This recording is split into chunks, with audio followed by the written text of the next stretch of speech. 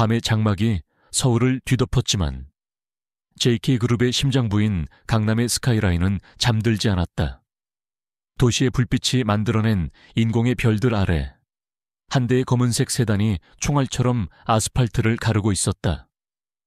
차량 내부는 운전기사의 거친 숨소리와 가죽 시트가 삐걱이는 소리 외에는 모든 소리가 죽어 있었다. 뒷좌석에는 대한민국 경제를 움직이는 남자. JK그룹의 회장 강민준이 앉아 있었다. 그러나 지금 그의 얼굴에서는 냉철한 기업가의 모습은 찾아볼 수 없었다.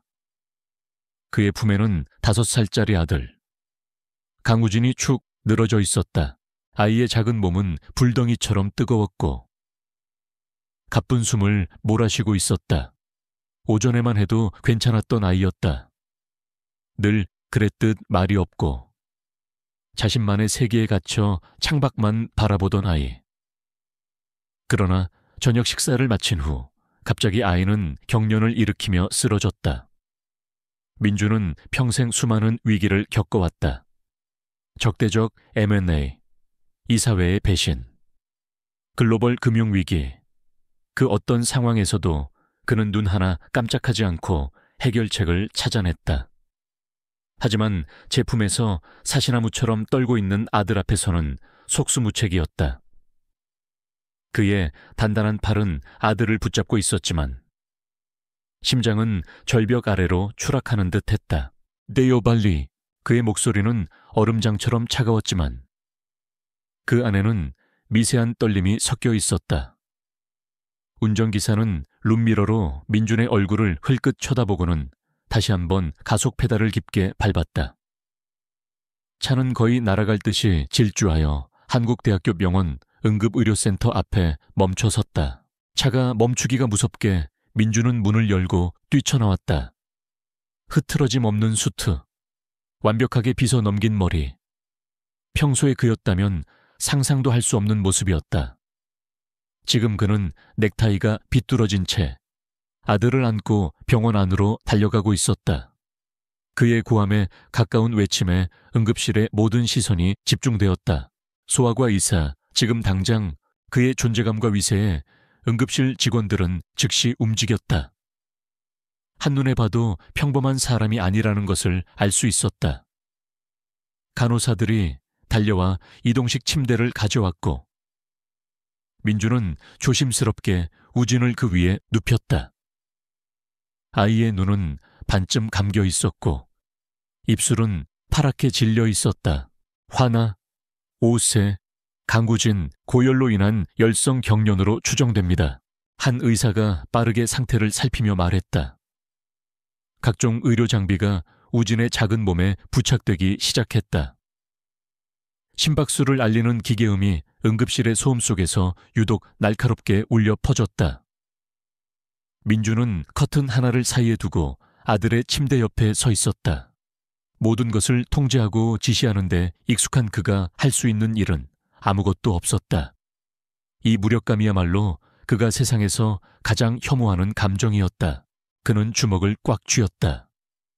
5년 전 아내를 잃었던 그날 밤의 기억이 불현듯 떠올랐다. 빗길 교통사고, 차갑게 식어가는 아내의 손을 붙잡고 그가 할 수 있었던 것은 아무것도 없었다.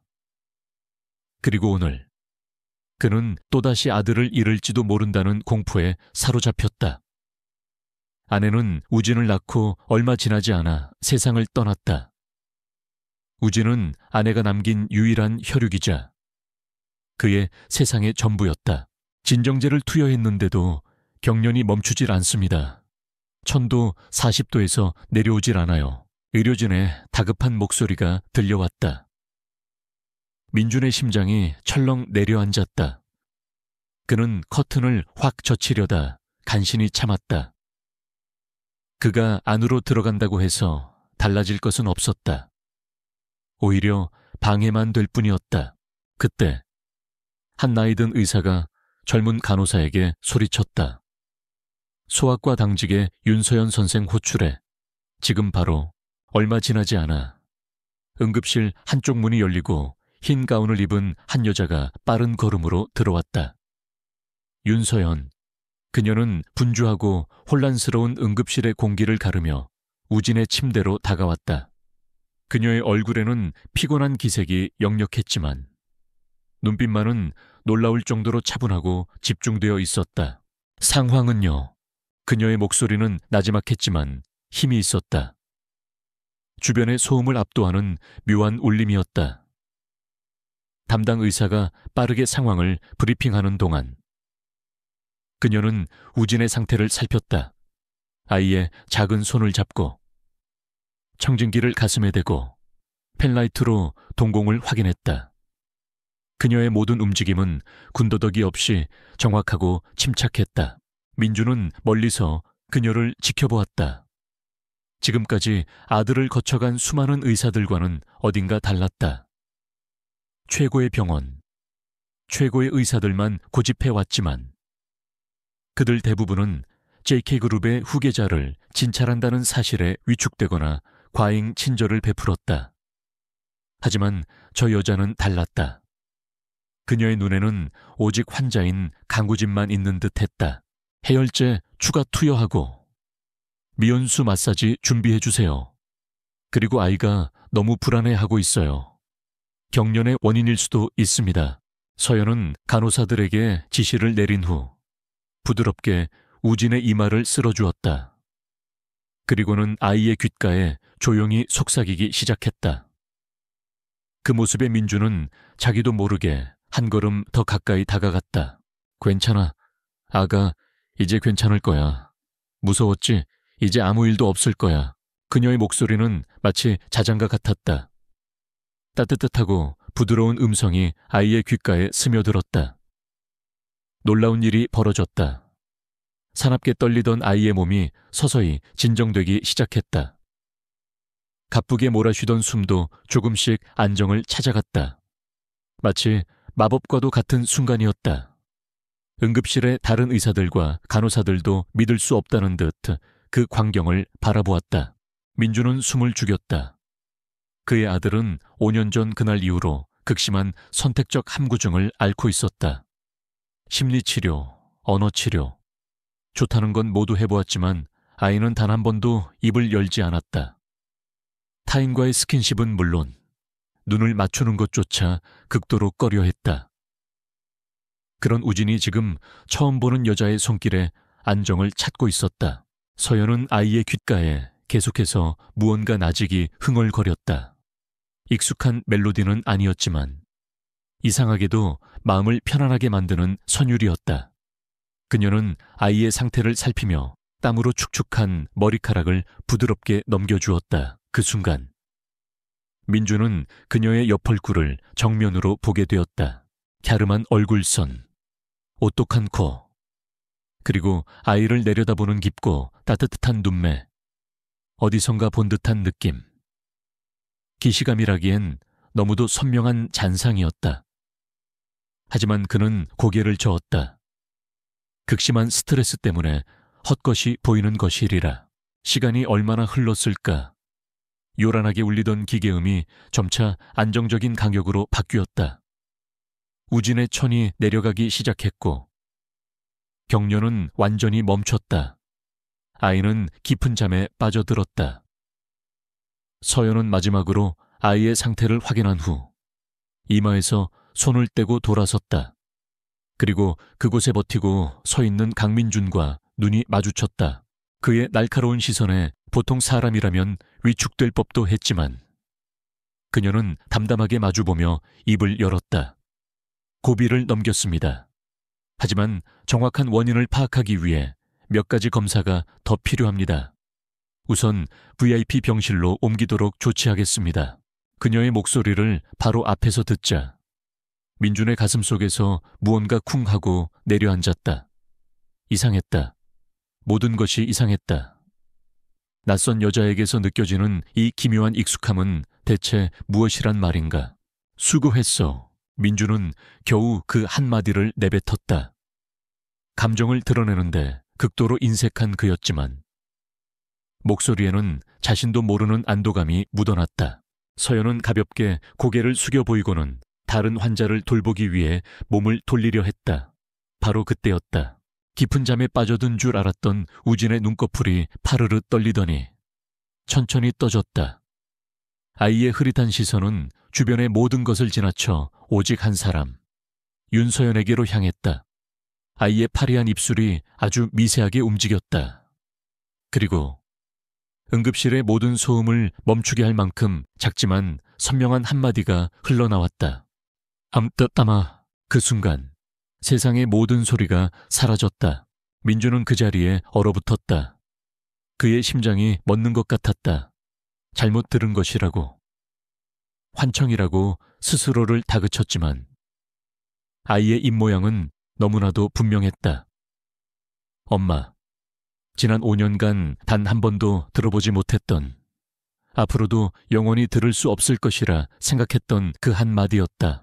주변의 간호사들은 경악을 금치 못했다. JK그룹의 후계자가 말을 못한다는 사실은 공공연한 비밀이었다. 그런 아이가 지금 입을 연 것이다. 그것도 처음 보는 의사를 향해 엄마라고. 가장 큰 충격을 받은 것은 윤서연 자신이었다. 그녀의 얼굴에서 처음으로 프로페셔널한 가면이 벗겨지고 순수한 당혹감이 드러났다. 그녀는 믿을 수 없다는 듯 아이를 내려다보았다. 아이의 눈은 애틋한 그리움으로 가득 차 오직 그녀만을 담고 있었다. 가슴 한구석이 이유 없이 아려왔다. 마치 잃어버렸던 무언가를 찾은 듯한. 그러나 동시에 너무도 낯선 감정이었다. 우진은 그 한마디를 끝으로 모든 기력을 소진한 듯 다시 깊은 잠에 빠져들었다.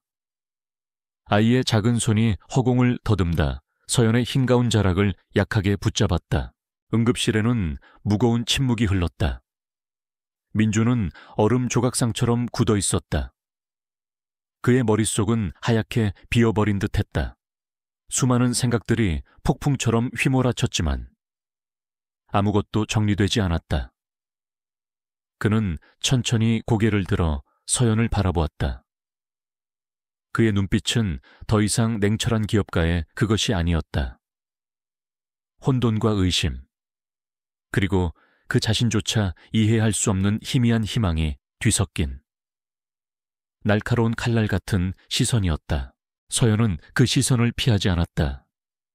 그녀 역시 혼란스러웠다. 아이의 그 한마디가 그녀의 내면 깊숙이 잠들어 있던 무언가를 건드린 것만 같았다. 텅 비어있던 과거에 한 조각이 맞춰지려는 듯. 알 수 없는 통증과 함께 아련한 감정이 솟구쳤다. 민주는 비서에게 VIP 병실 수속을 마무리하라고 짧게 지시했다. 그의 시선은 단 한순간도 서연에게서 떨어지지 않았다. 아이의 병세에 대한 걱정은 이미 머릿속에서 사라진 지 오래였다. 이제 그의 머릿속을 가득 채운 것은 단 하나의 의문이었다. 왜 내 아들이 당신을 엄마라고 불렀는가? 의사로서의 본분을 다한 서연은 다른 응급 환자에게로 발걸음을 옮겼다. 복도를 걸어가는 그녀의 뒷모습을 보며 민준의 눈이 가늘어졌다. 우연이라고 치부하기엔 너무나도 기이한 밤이었다. 그의 아들이 5년의 침묵을 깨고 내뱉은 첫마디. 그 한마디는 그의 완벽하게 통제된 세상에 거대한 파문을 일으키고 있었다. 그리고 그 파문의 중심에는 윤서연이라는 이름의 여자가 서 있었다. 그는 결코 우연이나 감상에 휘둘리는 남자가 아니었다. 모든 것에는 이유가 있어야 했다. 민주는 휴대폰을 꺼내 단축번호 1번을 길게 눌렀다. 신호음이 2번 울리기도 전에 상대방이 전화를 받았다. 궤비세요. 예. 회장님, 사람을 하나 알아봐줘. 한국대학교 병원 소아과 의사 윤서연. 먼지 하나까지 샅샅이. 그녀의 모든 것을. 전화를 끄는 민준의 눈빛이 어둠 속에서 차갑게 빛나고 있었다. 오늘 밤 시작된 이 미스터리의 끝을 보기 전까지 그는 결코 멈추지 않을 터였다. 다음 날 아침 한국대학교 병원 VIP 병동의 천치침 1호실은 아침 햇살로 가득했다. 통유리창 너머로 서울의 스카이라인이 한눈에 들어왔지만 강민준의 시선은 창밖이 아닌 침대에 잠든 아들에게 고정되어 있었다. 우진은 평온하게 잠들어 있었다. 밤새 그를 괴롭혔던 열은 거짓말처럼 사라졌고 고른 숨소리만이 방 안의 정적을 채우고 있었다. 급한 불은 껐지만 민준의 마음속에는 더 큰 불길이 타오르기 시작했다. 그는 밤새 한숨도 자지 못했다. 아들의 곁을 지킨다는 명목이었지만 그의 머릿속은 온통 어젯밤 응급실에서 일어난 일로 가득 차 있었다. 이엄아, 아들의 목소리가 귓가에서 떠나지 않았다. 열에 들떠 헛것을 본 아이의 헛소리일 뿐이라고. 이성적으로는 그렇게 결론을 내리려 애썼다. 병에 지친 아이가 자신을 돌봐준 따뜻한 의색에서 모성애를 느끼고 무의식적으로 내뱉은 말일 수도 있었다. 하지만 그의 날카로운 직감은 그 모든 합리적인 추론을 비웃고 있었다. 그는 윤서연이라는 여자의 얼굴을 떠올렸다. 아이를 바라보던 그녀의 눈빛, 아이를 어루만지던 침착하고 부드러운 손길, 그리고 무엇보다도 그녀를 처음 보았을 때 느꼈던 기묘한 기시감. 그것은 단순한 착각이 아니었다. 그의 기억 속 어딘가에 그녀와 닮은 파편이 존재하고 있었다. 그러나 아무리 기억을 더듬어도 그 파편의 온전한 모습은 떠오르지 않았다. 마치 안개 속에 가려진 풍경처럼 희미할 뿐이었다. 죽은 아내와 닮았나 그는 고개를 저었다. 아내, 서지혜는 좀 더 화려한 인상의 미인이었다. 웃음이 많았고 햇살처럼 밝은 사람이었다. 윤서연은 그와는 달랐다. 수수하면서도 깊이를 알 수 없는 차분함이 있었다. 그런데도 왜 자꾸만 두 사람의 이미지가 겹쳐 보이는 것일까? 그때 그의 주머니 속에서 휴대폰이 짧게 진동했다. 발신인은 최진혁 비서였다. 그는 잠든 아들이 깨지 않도록 조용히 병실을 나와 복도 끝에 있는 휴게실로 향했다. 나다, 회장님. 밤새 안녕하셨습니까? 도련님은 좀 어떠십니까? 최진혁 비서는 10년 넘게 그의 곁을 지킨 충직한 신복이었다. 목소리에는 진심 어린 걱정이 묻어났다. 열은 내렸어. 지금은 자고 있다. 어제 부탁한 건 어떻게 됐지? 이제 막 시작했습니다. 통상적인 신원 조회라면 반나절이면 충분하겠지만 회장님께서 원하시는 건 그 이상인 것 같아 전문팀을 붙였습니다. 그래, 통상적인 걸 원했다면 최 비서에게 시키지도 않았겠지. 민주는 유리창에 비친 자신의 얼굴을 보며 말했다. 잠을 자지 못해 눈이 붉게 충혈되어 있었다. 단순한 이력서가 아니야. 그녀가 태어나서부터 지금까지의 모든 기록이 필요해. 출생기록, 학적부, 가족관계, 교우관계, 과거 연인까지. 그녀의 인생에 관련된 모든 사람을 만나고 모든 것을 기록해 단.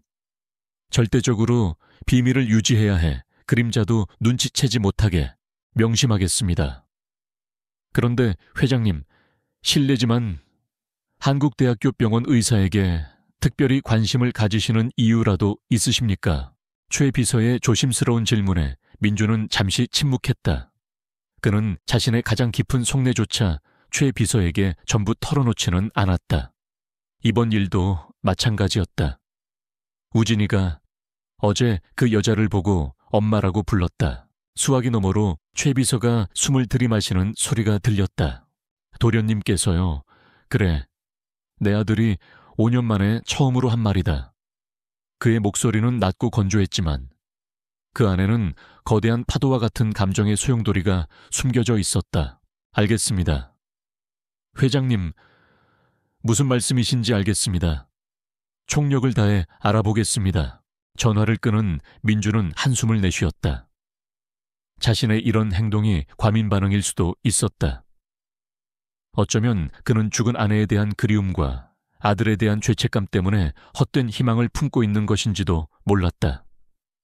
하지만 만에 하나, 아주 만에 하나라도 그가 놓치고 있는 무언가가 있다면 그는 반드시 찾아내야만 했다. 그것이 JK그룹의 회장 강민준이라는 남자의 방식이었다. 같은 시각 윤서연은 24시간 당직 근무를 마치고 의사 휴게실에서 굳은 어깨를 주무르고 있었다. 밤새 응급 환자들과 씨름하느라 온몸이 쑤셨지만 정작 그녀를 잠 못 들게 한 것은 육체적 피로가 아니었다. 그녀는 식어 빠진 커피잔을 든 채 멍하니 창밖을 바라보았다.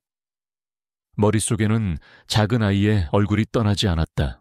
간구진 제 품에서 안정을 찾아가던 가냘픈 아이, 그리고 자신을 향해 엄마라고 부르던 애틋한 눈빛, 그 순간 그녀의 가슴을 관통했던 강렬한 통증을 잊을 수가 없었다.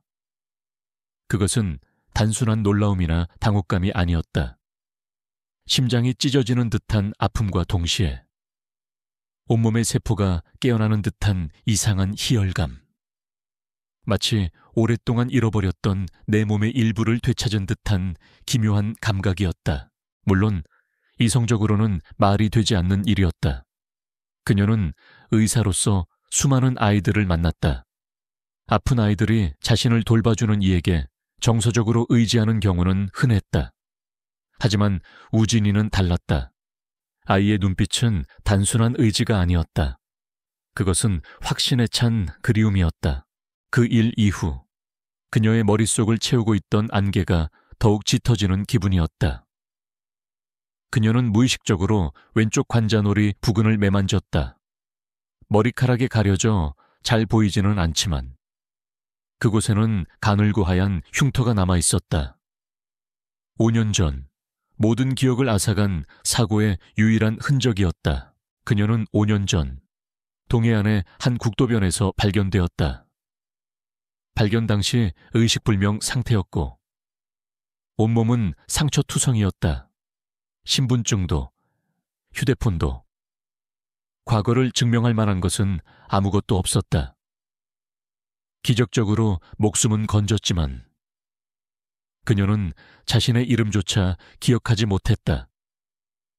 완전한 기억상실.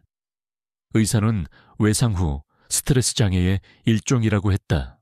윤서연이라는 이름은 그녀를 돌봐주었던 한 사회복지사가 지어준 이름이었다. 그녀는 텅 빈 과거를 뒤로하고 필사적으로 살아남아야 했다. 다행히 머릿속에 의학 지식만큼은 남아있었다. 마치 몸이 기억하는 것처럼.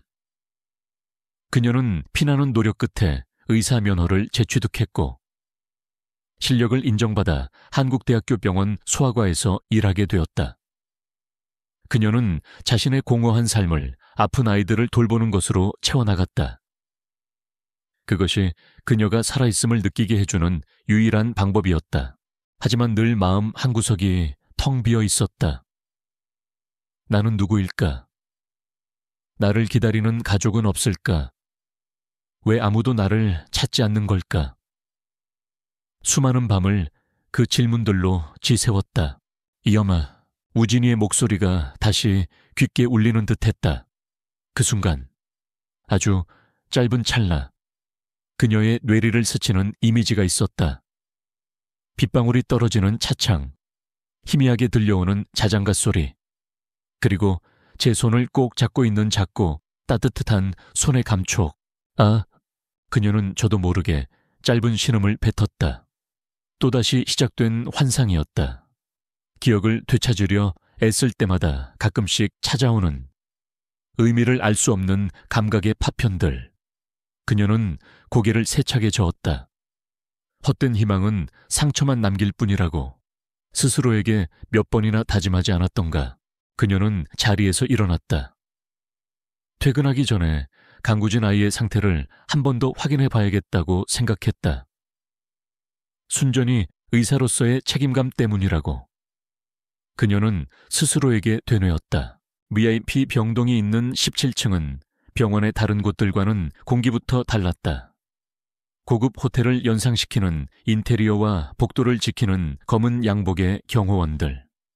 서연은 그 위압적인 분위기에 잠시 주춤했지만 이내 마음을 다잡고 철수인 1호실로 향했다. 병실 앞을 지키고 있던 경호원이 그녀를 막아섰다. 무슨 일이십니까? 소아과 의사 윤서연입니다. 환자 상태를 확인하러 왔습니다. 그녀가 신분증을 보여주자 경호원은 안으로 들어가 무언가 보고를 했다. 잠시 후 병실 문이 안에서 열렸다. 문을 연 것은 강민준이었다. 그는 셔츠 소매를 걷어붙인 편안한 차림이었지만 분위기는 어젯밤 응급실에서보다 훨씬 더 날카롭고 위압적이었다. 그의 눈은 마치 스캐너처럼 그녀의 머리부터 발끝까지를 훑었다. 서연은 그 노골적인 시선에 자신도 모르게 몸이 굳는 것을 느꼈다. 무서운 일이지 그의 목소리는 여전히 차가웠다. 아이가 걱정돼서 와봤습니다. 상태는 어떤가요? 서연은 애써 아무렇지 않은 척하며 물었다. 민주는 대답 대신 옆으로 비켜서며 그녀가 안을 볼 수 있게 해주었다. 우진이는 여전히 새근새근 잠들어 있었다. 아이의 평온한 얼굴을 보자 서연의 입가에 저절로 희미한 미소가 떠올랐다. 그녀 자신도 의식하지 못한 순수하고 따뜻한 미소였다. 민주는 그 미소를 놓치지 않았다. 어젯밤의 혼란이 다시금 그의 가슴을 후려쳤다. 저 미소는 너무도 모성적이었다. 환자는 안정됐소. 의사로서의 책임감은 높이 사지만 이제부턴 주치의가 담당할 테니 더는 신경 쓰지 않아도 좋소. 그의 말에는 정중하지만 분명한 거절의 의미가 담겨 있었다. 더 이상 내 아들 주변에 나타나지 말라는 무언의 경고였다. 서연은 그의 의도를 알아차렸다. 어젯밤의 일 때문에 그가 자신을 경계하고 있다는 것을 그녀는 씁쓸함을 느끼며 고개를 끄덕였다. 알겠습니다. 그럼 이만 가보겠습니다. 아이를 잘 부탁드립니다. 그녀는 잠든 아이에게서 시선을 떼고 돌아서려 했다. 잠깐 민준이 그녀를 불러세웠다. 궁금한 게 하나 있는데 그의 눈빛이 칼날처럼 예리해졌다. 윤 선생은 가족이 있어. 그것은 너무나도 사적인 그리고 탕투한 질문이었다. 서연은 잠시 놀랐지만 이내 담담하게 대답했다. 아니요, 없습니다. 제가 아는 한은요. 내가 아는 한이라니. 그게 무슨 뜻이지? 민준이 집요하게 파고들었다. 5년 전 사고로 기억을 잃었습니다. 제 과거에 대해선 아무것도 아는 게 없습니다. 서연의 대답에 민준의 눈동자가 아주 미세하게 흔들렸다. 그는 애써 표정을 감추었지만 심장이 세차게 뛰는 것을 막을 수는 없었다. 5년, 또다시 5년이라는 시간이 그의 발목을 잡았다. 서연은 더 이상 그와 엮이고 싶지 않았다. 그녀는 짧게 목례를 하고 서둘러 그 자리를 떠났다. 차가운 복도를 걸어가는 그녀의 뒷모습을 보며 민주는 주머니 속에서 진동하는 휴대폰을 꺼내들었다. 최 비서에게서 온 문자 메시지였다. 회장님, 방금 전산망을 통해 확인한 내용입니다. 윤서연, 주민등록번호상 나이는 32세. 하지만 말씀하신 대로 그녀의 공식적인 의료기록, 금융기록, 출입국 기록 등 모든 서류가 정확히 5년 전부터 시작됩니다. 그 이전의 삶은 마치 존재하지 않았던 것처럼 깨끗합니다. 현재 추가 조사를 진행 중입니다. 민준의 손에서 휴대폰이 미끄러질 뻔했다. 그의 혈관 속 피가 차갑게 식는 기분이었다. 세상에 이런 우연이 있을 수 있는가? 내 아내가 죽은 것도, 저 여자가 과거를 잃은 것도 모두 5년 전이다. 그리고 내 아들이 5년의 침묵을 깨고 저 여자를 엄마라고 불렀다. 민준의 머릿속에서 흩어져 있던 퍼즐 조각들이 하나의 끔찍한 그림을 향해 맞춰지기 시작했다. 의심의 씨앗은 이제 걷잡을 수 없이 자라나 그의 심장을 조여오고 있었다. 그는 창백한 얼굴로 잠든 아들을 돌아보았다. 진실은 과연 무엇일까? 그 진실의 끝에 무엇이 기다리고 있든 그는 이제 결코 물러설 수 없었다. 그로부터 며칠이 흘렀다. 강민주는 JK그룹 본사 최상층에 위치한 자신의 펜트하우스 오피스에 있었다. 도시의 정형이 파노라마처럼 펼쳐지는 거대한 유리벽은 그의 성공과 권력을 상징하는 듯했지만 지금 그의 눈에는 그 어떤 풍경도 들어오지 않았다. 그의 거대한 마호가니 데스크 위에는 수십억 달러짜리 결제 서류 대신 YSY Confidential 이라는 라벨이 붙은 얇은 파일 하나만이 놓여 있었다. 아들 우진은 퇴원하여 집으로 돌아갔다. 아이는 기적처럼 안정을 되찾았고 간간히 알아들을 수 없는 옹가리를 하기도 했다. 5년 만에 처음 있는 일이었다. 집안의 고용인들은 모두 기뻐했지만 민주는 그럴 수 없었다. 아들의 변화가 윤서연이라는 여자와 관련되어 있다는 사실이 그의 마음을 무겁게 짓눌렀다. 그는 지난 며칠간 회사의 모든 업무를 뒤로 한 채 오직 이 파일에만 매달려 있었다. JK그룹의 총수가 이렇게까지 사적인 일에 몰두하는 것은 전례 없는 일이었다. 그는 마른 침을 삼키며 파일을 열었다. 최진혁 비서의 팀이 밤낮으로 뛰어다니며 모은 정보들이었다. 첫 장에는 윤서연의 증명사진과 기본적인 인적 사항이 적혀 있었다. 그리고 다음 장부터 그의 심장을 옥죄는 내용들이 나타나기 시작했다. 사건 보고서 멸일 최초 발견 기록, 발견 일시 5년 전 2020년 9월 5일 23시 40분경 발견 장소 강원도 강릉시 7번 국도변 갓길 인물정보 윤서연 가명 당시 신원 불명 발견 당시 의식 불명 상태 특이사항 심각한 두부 외상 및 다발성 골절 소지품 전무 신원을 확인할 수 있는 어떠한 단서도 발견되지 않음 민준의 손이 미세하게 떨렸다. 9월 5일 그 날짜는 그의 뇌리에 화인처럼 새겨져 있었다. 그의 아내 서지혜가 빗길 교통사고로 세상을 떠난 바로 그날이었다. 그는 다음 장으로 넘어갔다. 강릉의 한 종합병원에서 작성된 진료기록 사본이었다. 의무기록 요약, 환자명 무연고, 여성 이후 윤서연으로 명명, 진단명 외상성 뇌손상으로 인한 역행성, 기억상실증, 레트로그레이드 암니시아. 소견 환자는 사고 이전에 자신의 삶에 대한 모든 기억을 상실함 이름. 나이, 가족 등 개인 신상에 대한 어떠한 정보도 기억해내지 못함. 장기적인 치료와 재활이 요구됨. 민주는 눈을 감았다. 차갑고 건조한 의학 용어들이 비수가 되어 그의 가슴에 박혔다. 모든 기억을 상실함. 그의 아내가 죽은 그날 또 다른 한 여자는 자신의 모든 과거를 잃었다. 이것을 과연 우연이라고 할 수 있을까? 보고서의 마지막에는 여러 장의 사진이 첨부되어 있었다. 사고 직후 병원에서 찍은 윤서연의 모습이었다. 얼굴은 끔찍할 정도로 붓고 멍들어 있었지만 그 아래 숨겨진 본래의 얼굴 윤곽은 알아볼 수 있었다. 민주는 그 사진들을 뚫어지라 쳐다보았다.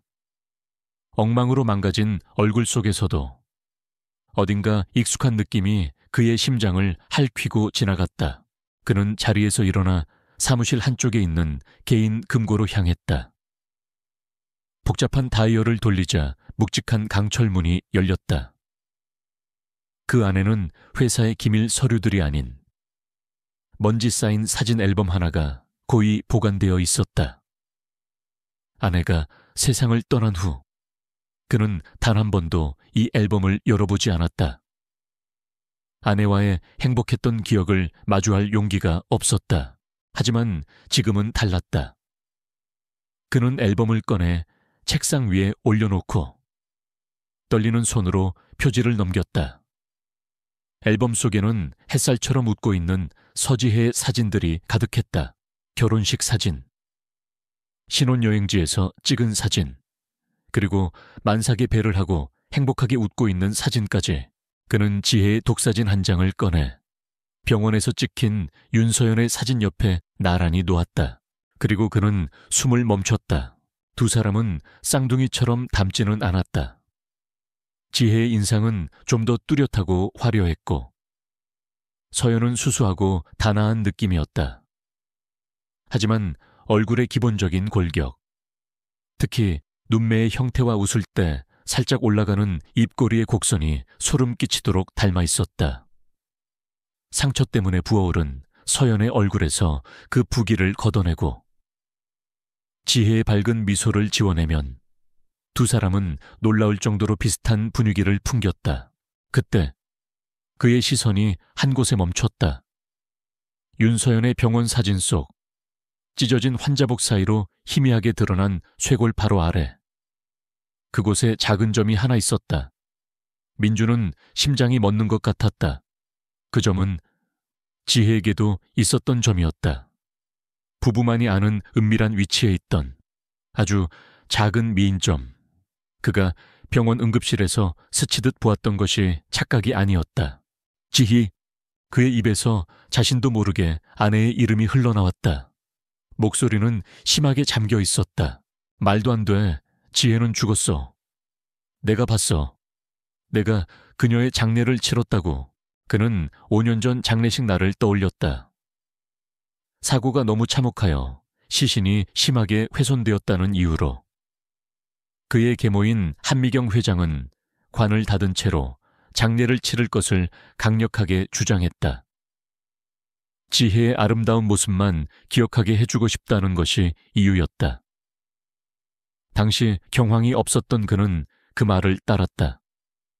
지금 와서 생각하니 모든 것이 의심스러웠다.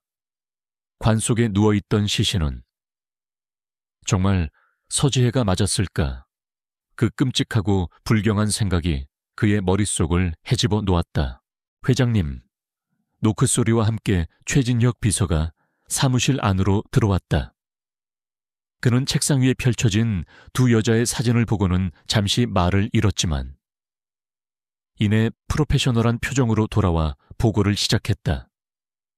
그의 얼굴은 평소보다 훨씬 더 굳어 있었다.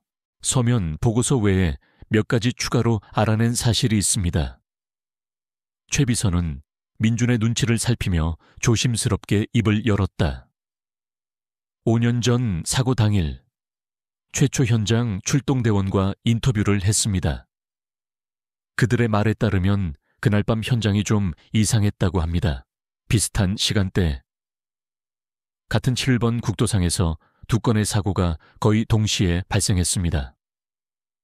하나는 회장님의 사모님께서 당하신 연쇄 추돌 사고였고 다른 하나는 차량 없이 여성 한 명만 도로변에 쓰러져 있던 사고였습니다. 민준의 눈빛이 날카로워졌다. 차량 없이, 마치 달리는 차에서 내던져진 것 같았지만 주변에 의심스러운 차량은 발견되지 않았다고 합니다. 그 여성이 바로 윤서연 선생이었습니다. 최 비서는 말을 이었다. 그리고 윤 선생이 발견될 당시 손에 작은 오르골 로켓 목걸이를 쥐고 있었다고 합니다. 너무 심하게 파손되어 열리지도 소리가 나지도 않는 상태였다고 합니다. 현재 그 유품은 당시 출동했던 경찰이 개인적으로 보관하고 있는 것을 확인했습니다. 오르골 로켓 목걸이. 민주는 심장이 바닥으로 떨어지는 것 같았다. 그것은 그가 지혜에게 주었던 첫 선물이었다. 세상에 단 하나뿐인. 그가 직접 디자인한 것이었다. 이제 더 이상의 증거는 필요 없었다. 우연의 일치라고 하기엔 너무나도 많은 조각들이 하나의 그림을 가리키고 있었다. 그의 아내 서지혜는 5년 전 그날 밤 죽지 않았다. 그녀는 기억을 잃은 채 윤서연이라는 이름으로 지난 5년을 살아왔던 것이다.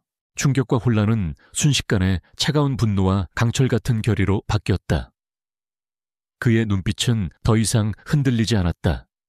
냉철한 기업가의 얼굴로 돌아온 그는 최 비서에게 새로운 명령을 내렸다. 그의 목소리는 얼음처럼 차가웠다. 초의 비서, 회장님. 첫째, 5년 전 내 아내의 사고 기록 원본을 입수해 내가 받았던 요약본 말고 경찰서에 보관된 날 것 그대로. 알겠습니다. 둘째, 아내의 사망진단서에 서명한 부검의를 찾아내 지금 어디서 뭘 하고 있는지 전부 알아내. 예.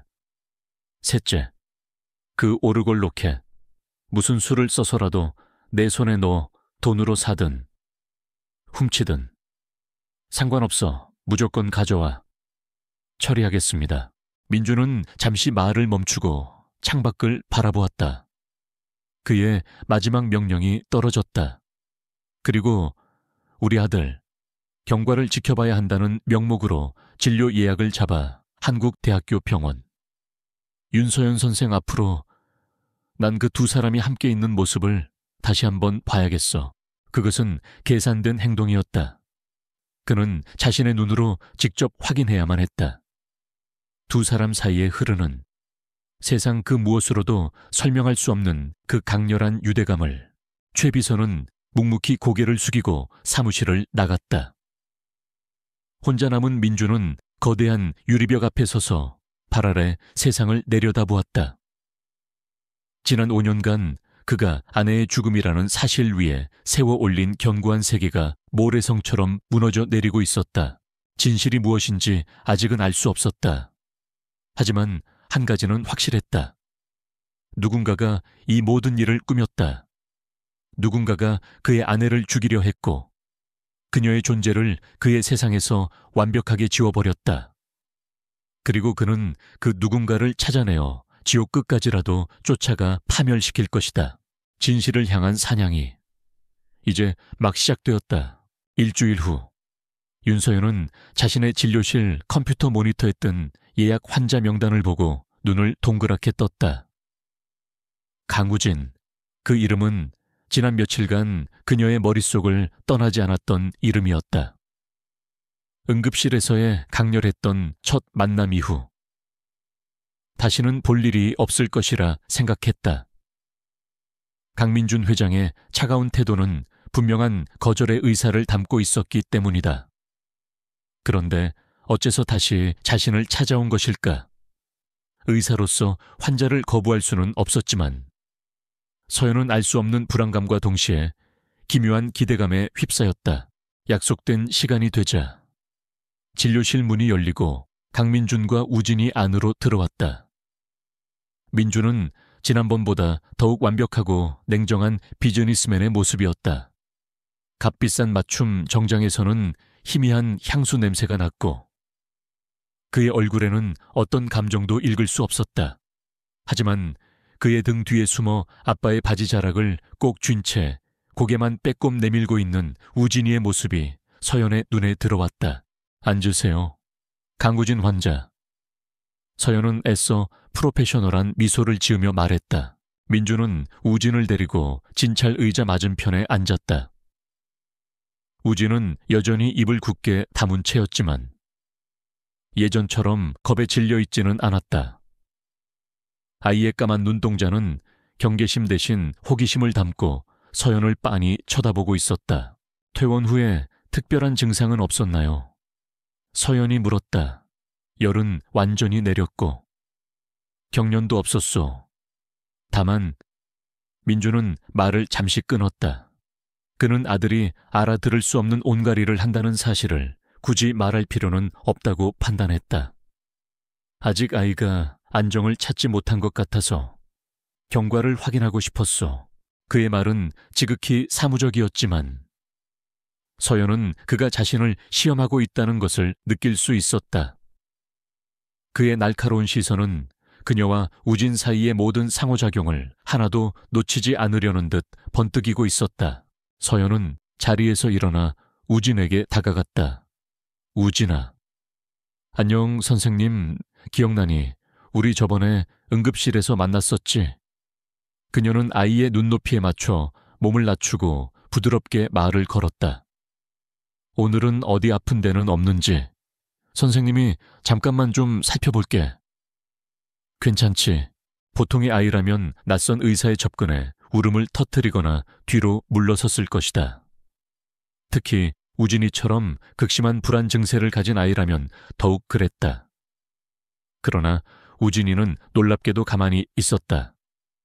아이는 서연의 눈을 피하지 않고 마주 보았다. 그리고는 아주 작게 고개를 끄덕였다. 그 작은 움직임에 민준의 심장이 세차게 뛰었다. 자신의 아들이 타인의 말에 긍정적인 반응을 보인 것은 5년 만에 처음 있는 일이었다. 서연은 조심스럽게 청진기를 아이의 가슴에 가져다 댔다. 차가운 금속 부분이 아이의 피부에 닿자 우진의 몸이 살짝 굳었다. 서연은 아이를 안심시키려는 듯 자신도 모르게 나직한 콧노래를 흥얼거리기 시작했다. 특별한 멜로디가 있는 노래는 아니었다. 그저 머릿속에 떠오른 아주 오래전부터 알고 있었던 것처럼 익숙한 허밍이었다. 그 순간이었다. 서연의 콧노래 소리를 듣고 있던 우진의 눈이 휘둥그레졌다. 아이의 굳어있던 얼굴 근육이 서서히 풀리더니 굳게 닫혀있던 입술 끝이 살짝 위로 올라갔다. 그것은 분명한 미소였다. 절망의 그늘에 가려져 있던 5살 아이의 얼굴에 5년 만에 처음으로 떠오른 희미한 햇살 같은 미소였다. 민주는 그 광경을 보고 숨을 멈췄다. 그의 온몸에 소름이 돋았다. 서연이 흥얼거리는 저 멜로디. 그것은 아내 지혜가 갓난아기였던 우진을 재울 때마다 불러주던 자장가였다. 지혜가 직접 만든 세상에 단 하나뿐인 자장가. 민준 자신도 거의 잊고 있었던 그 선율을 어떻게 저 여자가 알고 있는 것인가. 이것으로 모든 퍼즐이 맞춰졌다. 더 이상의 증거도 확인도 필요 없었다. 눈앞에 이 여자는 자신의 기억을 잃어버린 아내. 서지혜가 틀림없었다. 거대한 진실이 해일처럼 그의 이성을 덮쳤다. 지난 5년간의 그리움, 아내를 지키지 못했다는 죄책감, 그리고 이 모든 비극을 만들어낸 미지의 존재에 대한 불타는 분노가 그의 심장 속에서 폭발했다. 그러나 그는 가까스로 평정심을 유지했다. 아직은 때가 아니었다. 섣불리 진실을 터뜨렸다가는 그녀에게 더 큰 충격을 줄 수 있었다. 서연 자신도 혼란스럽기는 마찬가지였다. 그녀는 우진이의 미소를 보고는 자신도 모르게 허밍을 멈췄다. 이 멜로디는 대체 어디서 나온 것일까? 왜 이렇게 익숙하게 느껴지는 걸까? 바로 그때 날카로운 두통이 그녀의 머리를 강타했다. 그녀는 짧은 신음과 함께 비틀거리며 진찰대 모서리를 붙잡았다. 눈앞이 하얗게 변하면서 아주 짧은 영상이 뇌리를 스치고 지나갔다. 부드러운 노란색 벽지로 도배된 아기 방, 창가에 매달려 빙글빙글 돌아가는 오르골 모빌, 그리고 제 품에 안겨 잠든 작은 아기의 따뜻하고 부드러운 감촉. 선생님 괜찮소? 민준의 낮고 우려 섞인 목소리가 그녀를 현실로 되돌려 놓았다. 네, 괜찮습니다. 잠시 피곤해서 현기증이 난 것 같습니다. 서연은 이마를 짚으며 둘러댔다. 방금 전의 환상은 너무도 생생해서 현실과 구분하기 어려울 정도였다. 진료는 그렇게 끝났다. 민주는 더 이상 아무것도 묻지 않았다. 그는 이미 자신이 원하는 답을 얻었기 때문이었다. 같은 시각, 서울 성북동에 위치한 고즈넉한 한옥저택, JK그룹의 안주인이자 강민준의 계모인 한미경 회장은 정원에서 난을 손질하고 있었다. 우아한 한복 차림에 단정하게 쪽진 머리. 그녀의 모습은 한 폭의 동양화처럼 고상했지만 그녀의 눈빛은 날카롭게 벼려진 칼날처럼 서늘했다. 집안의 일을 총괄하는 김 집사가 그녀의 곁으로 다가와 조용히 고개를 숙였다. 회장님, 알아본 바에 따르면 한미경은 난의 잎을 닦던 손길을 멈추지 않은 채 물었다. 민준이 말이냐? 예. 회장님 강민준께서 최근 들어 이상한 움직임을 보이고 계십니다. 회사의 주요 현안은 모두 최 비서에게 맡긴 채 5년 전 사모님 사고 기록을 다시 들추고 있는 것으로 확인되었습니다. 한미경의 손길이 순간 멈칫했다. 사고 기록을... 예, 그리고 한국대학교 병원의 한 소아과 의사에 대해 비밀리에 뒷조사를 하고 있으며 오늘 오전에는 도련님을 직접 데리고 그 의사를 찾아가기까지 했습니다. 김 집사의 보고가 끝나자 한미경의 우아한 얼굴에서 미소가 사라졌다. 그녀의 눈빛에 차가운 살기가 스쳤다. 그 의사, 여자더냐? 예. 윤서연이라는 이름의 여자 의사입니다. 윤서연. 그 이름을 듣는 순간 한미경의 머릿속에 5년 전 빗속의 그날 밤이 떠올랐다. 분명히 처리했다고 생각했던 쓰레기였다. 감히 제 아들의 자리를, JK그룹의 안주인 자리를 넘보았던 근본도 없는 천박한 것, 용케 살아남았을 줄이야. 그리고 하필이면 민준의 눈앞에 다시 나타나다니 5년 동안 공들여 쌓은 탑이 무너질 순 없지. 한미경은 혼잣말처럼 중얼거렸다. 그녀의 목소리는 얼음처럼 차가웠다. 그 애가 다시 민준이의 눈에 띄게 된 이상 더 이상 가만히 둘 수는 없다. 그 아이의 기억이 돌아오기 전에 싹을 잘라버려야 해. 그녀는 난초에 시든 잎을 가차 없이 떼어내며 김 집사에게 명령했다. 그 계집의 약점을 찾아내. 의사의 경력이라는 건 유리처럼 깨지기 쉬운 법이다. 작은 흠집 하나만 만들어주면 알아서 산산조각이 나겠지. 의료사고든 스캔들이든 뭐든 좋아. 다시는 의사가운을 입지 못하도록. 민준의 시야에서 영원히 사라지도록 만들어. 이번에는 실수가 없어야 할 것이다. 김 집사는 서늘한 명령에 등골이 오싹해지는 것을 느끼며 깊이 고개를 숙였다. 명심하겠습니다. 회장님, 다시 병원. 서연의 진료실. 민준과 우진이 떠나고 난 뒤 서연은 한동안 멍하니 자리에 앉아 있었다. 머릿속은 온통 혼란으로 가득했다. 알 수 없는 멜로디, 생생한 환상, 그리고 가슴을 저미는 듯한 이상한 슬픔. 간구진이라는 아이는 단순한 환자가 아니었다. 그 아이는 그녀의 텅 빈 과거를 여는 열쇠인 것만 같았다. 그녀는 자리에서 일어나 창가로 다가갔다. 어두워진 창문에는 그녀의 얼굴이 비치고 있었다. 피곤에 지친 낯선 여자의 얼굴. 그녀는 자신의 모습을 보며 나직이 속삭였다. 당신은 대체 누구야? 그녀의 질문은 허공에 흩어졌다. 그러나 그녀는 알지 못했다. 바로 그 순간 보이지 않는 거대한 위협이 그녀의 삶을 송두리째 무너뜨리기 위해 어둠 속에서 조용히 움직이기 시작했다는 것을 한미경 회장의 보이지 않는 손이 움직이기 시작하자 윤서연의 평온했던 일상은 순식간에 산산조각 났다. 그날 아침 서연이 병원에 출근했을 때 공기는 평소와 달리 무겁고 차가웠다. 동료들은 그녀를 마주치자 힐끗거리며 시선을 피했고 복도를 지날 때마다 등 뒤에서 수군거리는 소리가 들리는 듯했다. 불안한 예감에 휩싸인 채 소아과 병동으로 들어섰을 때 과장이 굳은 얼굴로 그녀를 호출했다. 윤 선생, 잠시 내 방으로 오지. 과장실의 블라인드는 굳게 내려져 있었고 방 안의 분위기는 신문실처럼 냉랭했다. 과장은 책상 위에 놓인 서류 봉투를 턱으로 가리켰다. 이게 뭔지 아나? 서연이 봉투를 열자 그 안에는 익명의 투서 한 장이 들어있었다. 내용은 충격적이었다.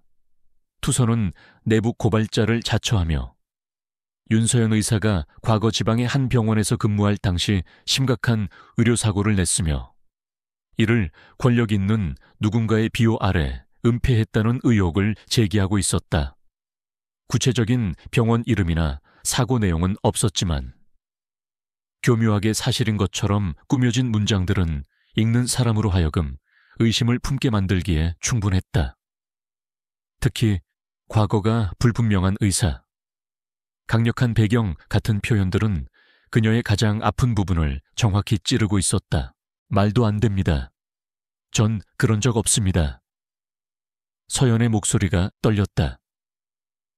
기억나지 않는 과거에 대한 공격은 가장 잔인한 방식이었다. 그녀는 스스로를 변호할 수 있는 아무런 근거도 갖지 못했다. 과장은 피곤한 얼굴로 한숨을 쉬었다. 나도 윤 선생을 믿네. 하지만 이 투서는 병원 감사팀뿐만 아니라 주요 언론사 몇 군데에도 동시에 보내졌어. 병원 측에서는 일단 조사가 끝날 때까지 윤 선생을 직무에서 배제하기로 결정했네. 미안하게 됐어. 청천벽력 같은 소리였다. 직무 정지.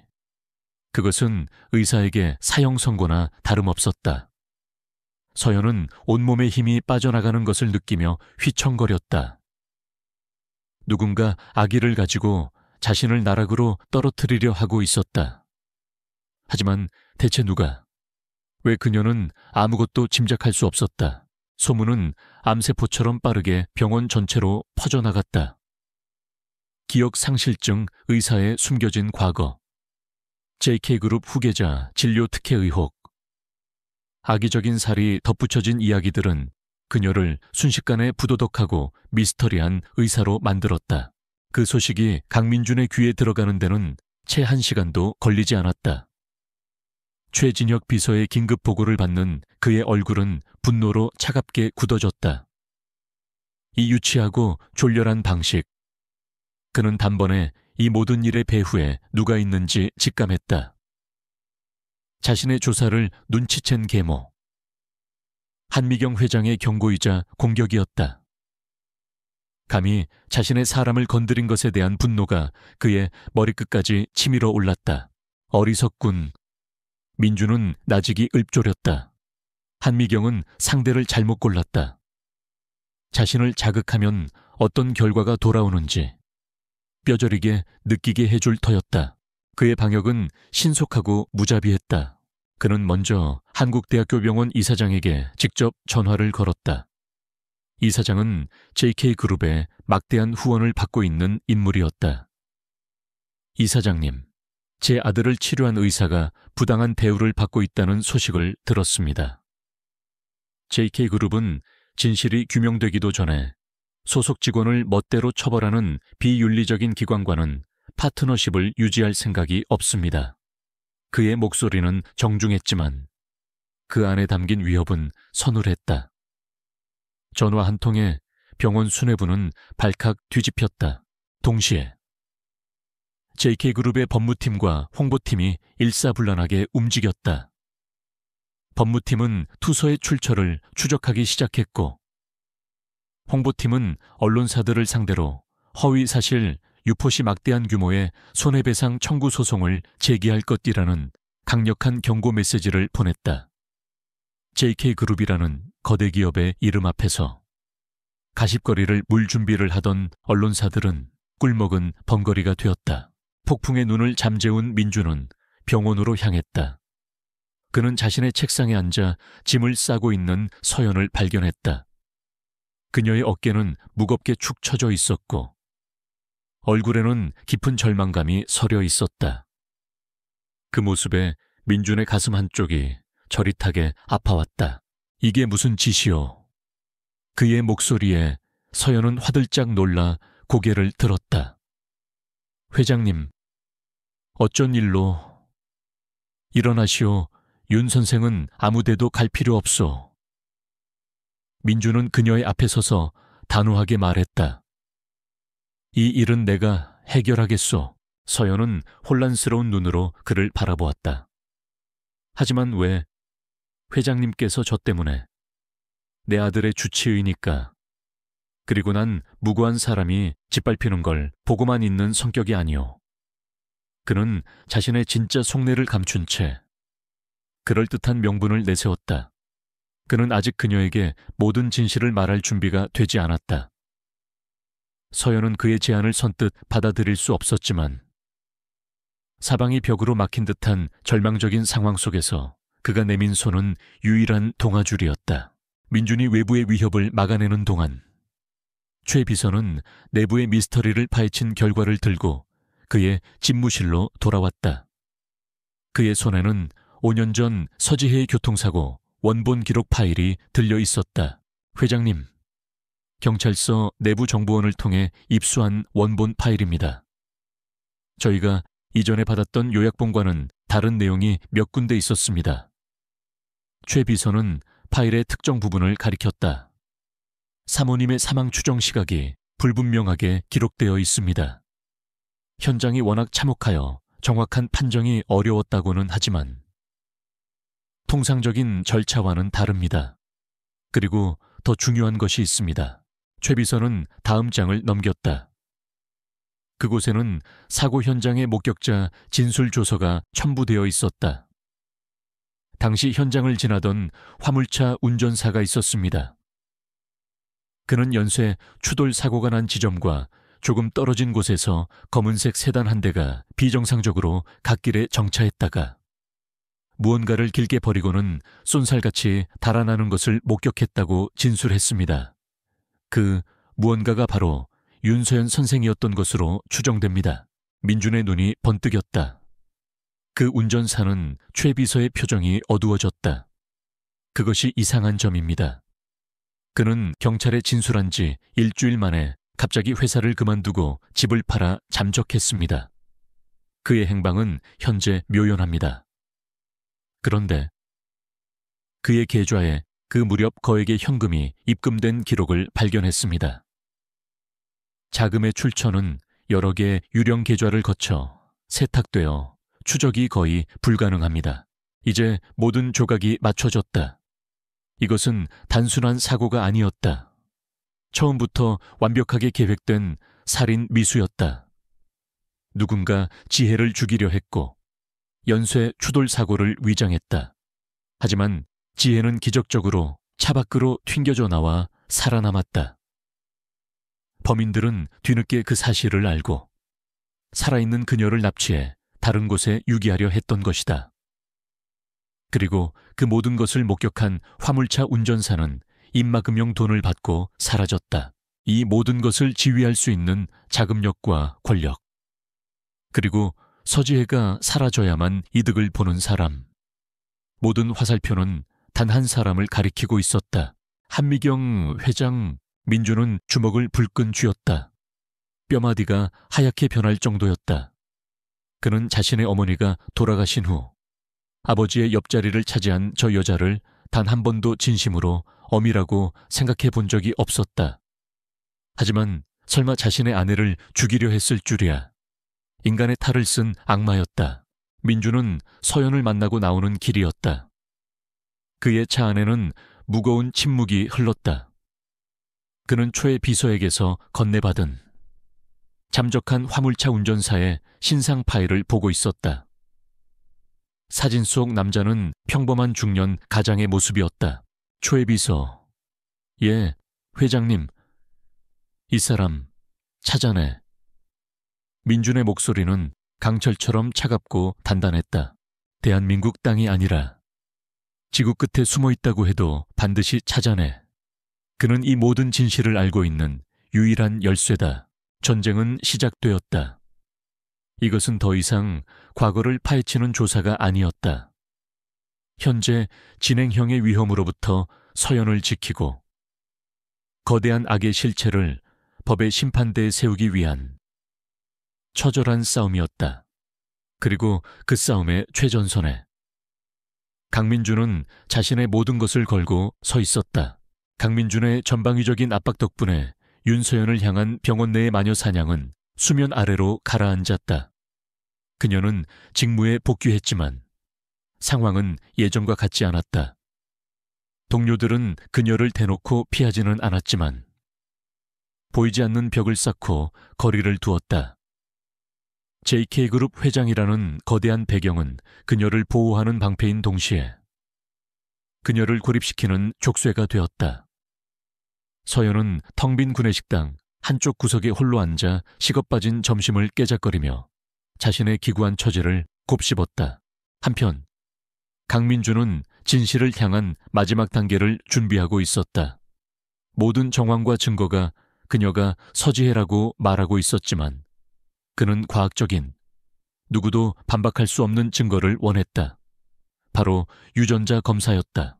문제는 어떻게 의심을 사지 않고 그녀의 DNA 샘플을 채취하느냐였다. 그는 병원의 공식적인 조사를 이용하기로 했다. JK그룹 법무팀은 투서의 진위를 가리기 위한 증거 수집이라는 명목으로 서연의 진료실에 대한 조사를 병원 측에 요청했다. 조사는 강민준의 사람들이 비밀리에 진행했다. 최 비서는 서연이 마신 커피가 담긴 머그컵과 그녀가 무심코 사용한 볼펜 몇 자루를 자연스럽게 수거했다. 우진의 샘플을 얻는 것은 간단했다. 아들의 머리를 빗겨주며 머리카락 몇 올을 챙기는 것으로 충분했다. 샘플은 JK그룹이 비밀리에 운영하는 최첨단 바이오 연구소로 보내졌다. 결과가 나오기까지는 48시간이 걸린다고 했다.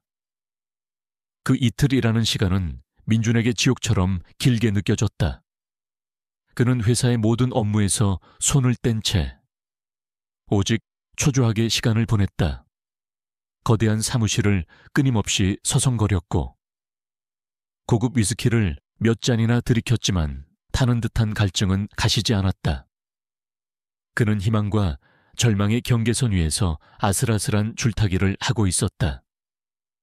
만약 그녀가 서지혜가 아니라면, 이 모든 것이 끔찍한 우연의 일치일 뿐이라면 그는 그 가능성을 생각하고 싶지 않았다.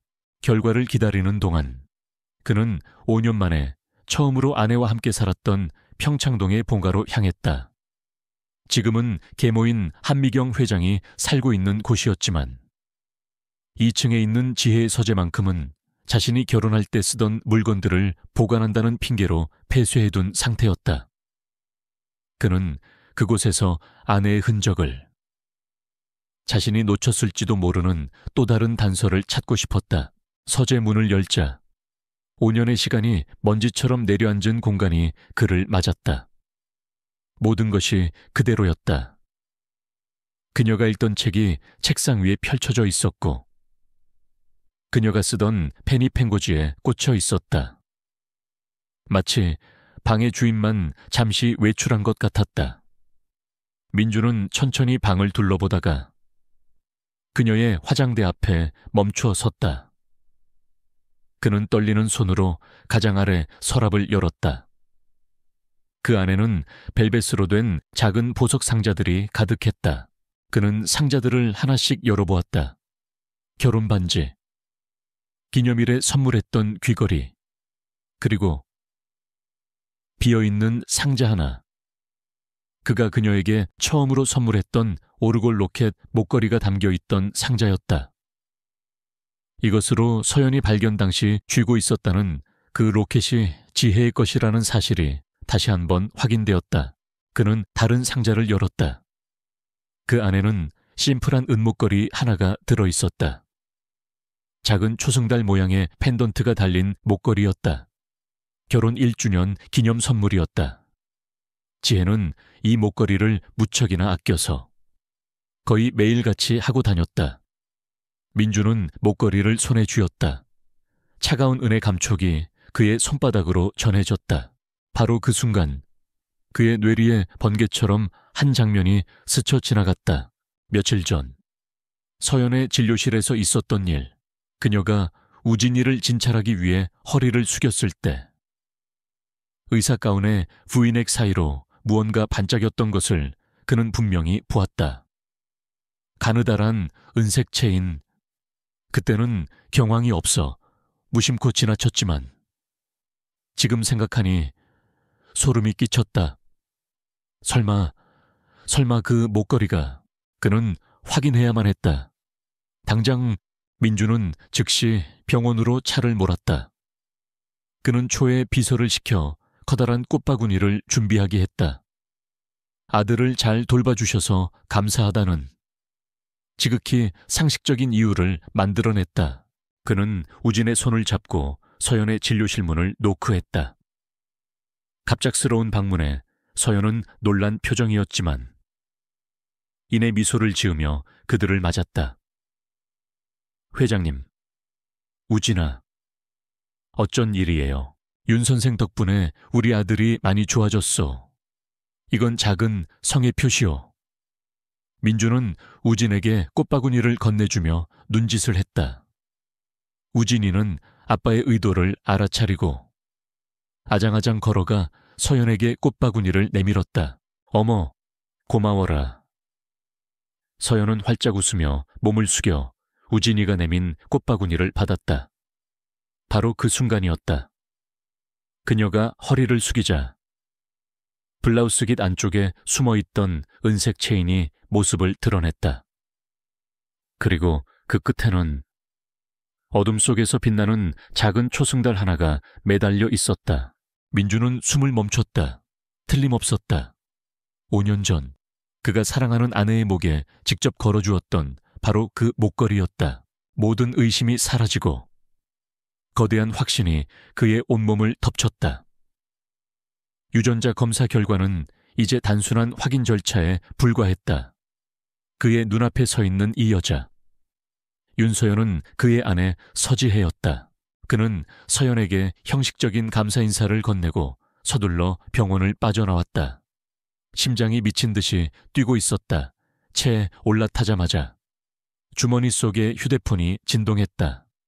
암호화된 이메일 한 통이 도착해 있었다. 발신자는 JK 바이오 연구소였다. 이메일 제목은 의미 없는 알파벳과 숫자의 조합일 뿐이었다.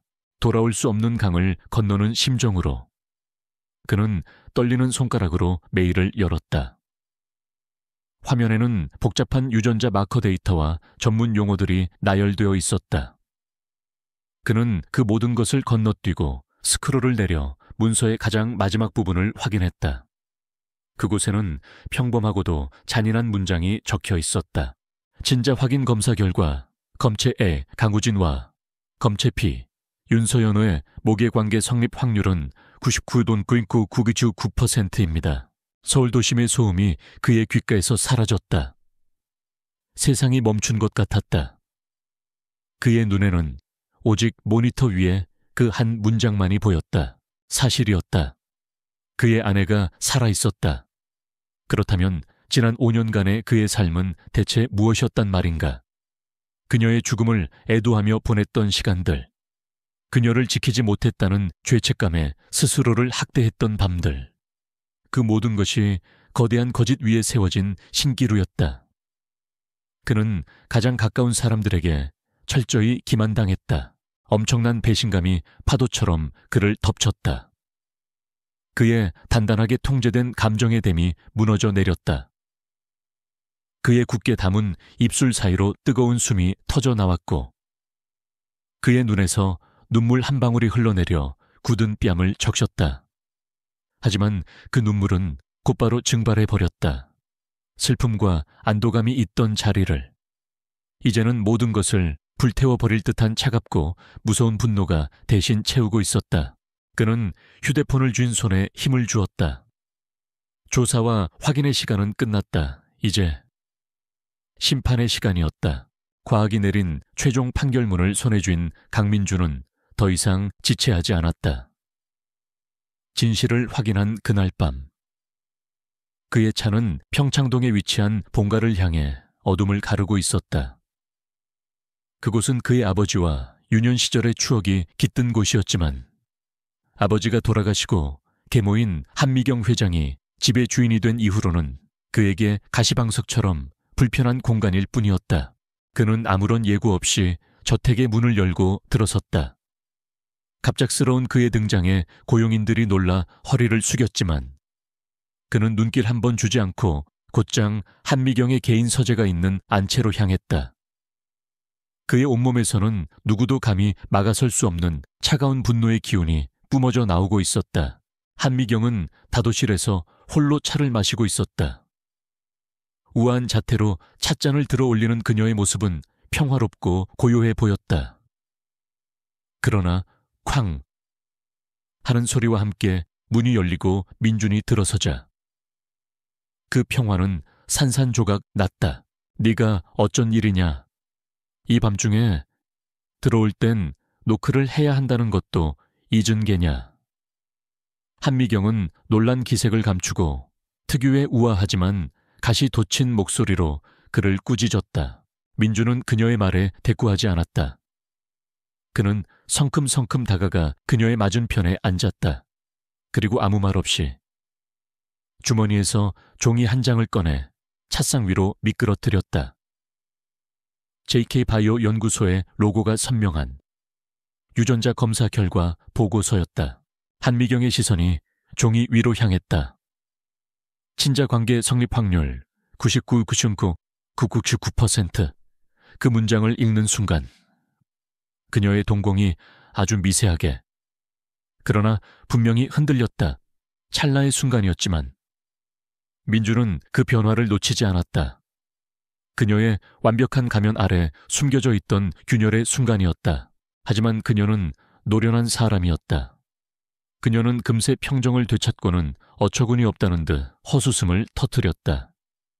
이게 대체 뭐냐? 윤서연 그 병원의 의사 이름이 아니더냐? 고작 이런 종이 쪼가리 하나를 들이밀려고 이 밤중에 예의도 없이 쳐들어온 게야. 그녀는 혼란스러운 척, 분노한 척 연기했다. 죽은 서지혜에게 숨겨진 쌍둥이 자매라도 있었던 것 아니냐며. 이 검사는 조작된 것이 틀림없다고 능청스럽게 반문했다. 그러나 민주는 더 이상 그녀의 연극에 놀아나지 않았다. 어머니. 그는 어머니라는 단어에 칼날 같은 냉소를 담아 내뱉었다. 이제 그만하시지요.